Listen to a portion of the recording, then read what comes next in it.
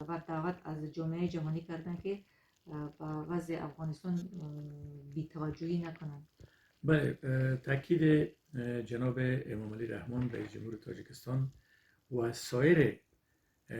رهبران سازمان ها، اشخاص، استادان، پروفسوران، ژورنالیستان و اهل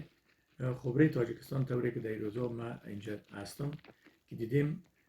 احساس بسیار نیک و انسانی در ارتباط به قضای افغانستان، بحرانی که در افغانستان فعلا در حال شکل گرفتن است و روان است، اینا نظریات بسیار خوب و سازنده دارند. در ارتباط به این مسئله که ما شما امروز بالایش بحث کردیم و موقف دولت تاجیکستان و شخص رهبر دولت تاجیکستان در ارتباط به قضای اخیر که هم جانب پاکستانی رو مورد تاکید قرار دادن و از اونها هم با اونها هم صحبت کردن در این مسئله و همچنان همسایه ها را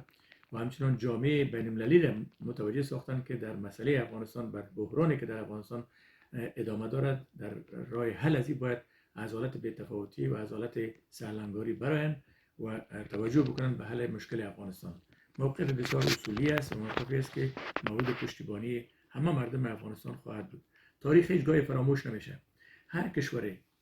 چی دور از افغانستان و چی نزدیک از افغانستان، چی همسایه افغانستان،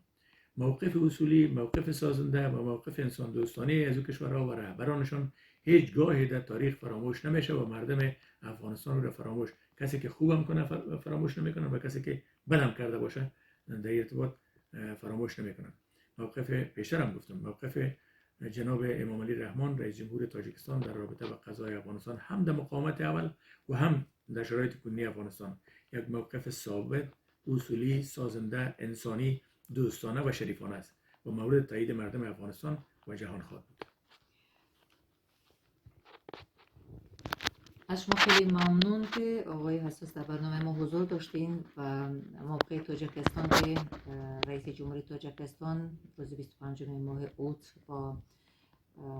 وزیر امور خارجه جمهوری اسلامی پاکستان دیدار و گفتگو داشتن، این واکنش جامعه تاجیکستان و همچنین از صاحب نظران افغانستان بود که راجع به موقعیت تاجیکستان صدا داد. از سر نبا سر کنه برای